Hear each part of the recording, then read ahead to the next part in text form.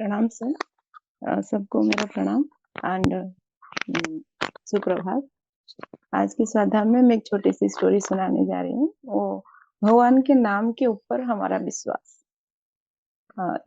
एक बार नारद जी ने माता के पास, माता लक्ष्मी के पास आके बताया, माता मेरा एक छोटे सा, आप ही मुझे सहायता कर सकते हैं।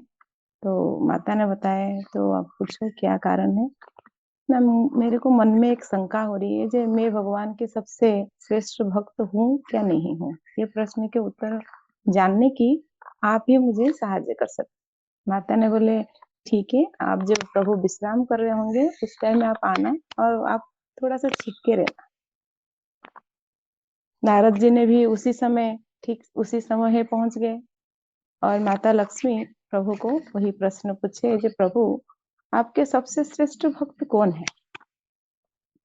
प्रभु तो मन की बात पहचान लेते हैं, सब कुछ उनको पता होता है। उन्होंने हंस के बताया, प्रिय ये प्रश्न आज आप क्यों पूछे, तो मुझे जानना है आपके श्रेष्ठ भक्त कौन है। तो उन्होंने बताया, मेरे श्रेष्ठ भक्त सज्जन है। ये सुनकर नारद ने आश्चर्य हुए, जे मैं प्रभु के श्रेष्ठ भक्त नहीं हूँ तो सज्जन कौन है। तो उन्होंने बताया, जो सज्जन एक कृषक है जो कि पृथ्वी में रहते। ये तो सुन के और भी उनको आश्चर्य हुआ। तो उन्होंने एक भी समय वहां पे विलंब ना करके पृथ्वी लोक में उतर गए और सज्जन को ढूंढने लगे और उनको सज्जन भी तुरंत मिल गए। तो उन्होंने छिपकर सज्जन की दिनचर्या को देखने लगे। तो सज्जन सुबह बहुत ही ज्यादा साधारण के तरह ही रहते थे। सुबह ही उठ के अपने खेतों में जाते थे, खेतों की सारा काम करके शाम को वापस आते थे और खाना खा के अपने परिवार के साथ थोड़ा सा समय बिताकर सो जाते थे। उनकी दिनचर्या में कभी उनको पूजा पाठ, जप तप, ध्यान कुछ भी उनको नजर नहीं आया।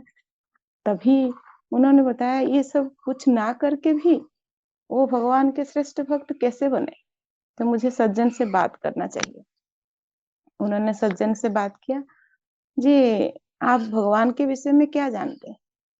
तो जैसे ही उन्होंने भगवान के बारे में पूछा, उन्होंने बोले, महात्मन ये तो बहुत चमत्कारी शब्द है, इसको मेरे पास ही मत बोलो। तभी उनको फिर से आश्चर्य आया, शब्द सुन के, भगवान के नाम सुन के ही वो बोल रहे हैं ये चमत्कारी शब्द है, इसे मेरे पास मत बोलो। फिर वो कोशिश किए दोबारा पूछने के लिए, उन्होंने और कुछ भी उत्तर नहीं दिए।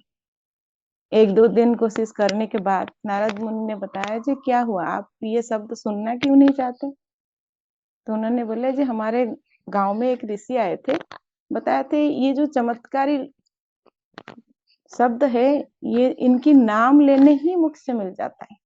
उसी दिन से ना मैं इनके शब्द सुनना चाहती हूँ, ना और कुछ करना चाहती हूँ, क्योंकि अभी मेरे परिवार के लिए मेरे को बहुत ही सारा काम करना है।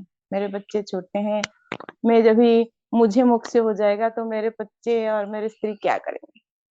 तो ये सारा जिम्मेदारी जो मुझे भगवान ने दिए हैं, उसको मैं पहले निभाऊं, उसके बाद में उनके नाम लो।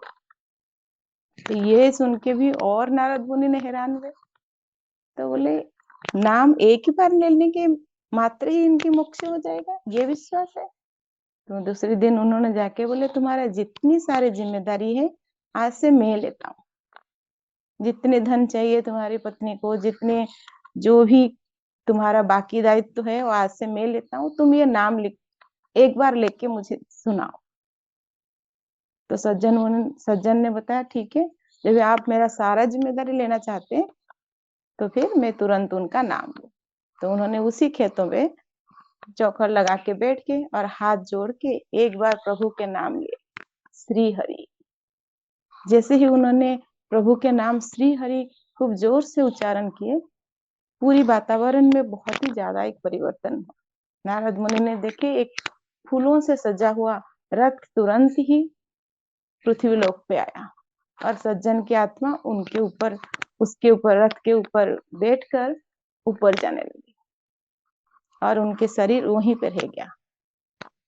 तभी नारद मुनि को एहसास हुआ, जी हमारा भगवान के नाम के ऊपर विश्वास, तो सज्जन का उस नाम के ऊपर इतना विश्वास था तो उन्होंने यही सोचा था जब मैं जब जरूरत होगा मैं एक ही बार उनके नाम उसी विश्वास में उच्चारण करूं तभी मेरा मोक्ष हो जाएगा। तो इस विश्वास की वजह से ही सज्जन की मोक्ष प्राप्ति हुआ। तब से नारद मुनि ने नारायण नारायण वहीं से जप के प्रभु के पास पहुंचे। तो बोले प्रभु ये तो आपकी लीला, आपको ही अपार है। तो प्रभु बताए आप तो मेरे प्रिय भक्त हो, और वो श्रेष्ठ था। तो हमें भगवान की जो नाम होती है तो नाम के ऊपर ऐसे विश्वास रखना चाहिए, तभी हम आगे बढ़ सकते हैं। Thank you sir, thank you to all.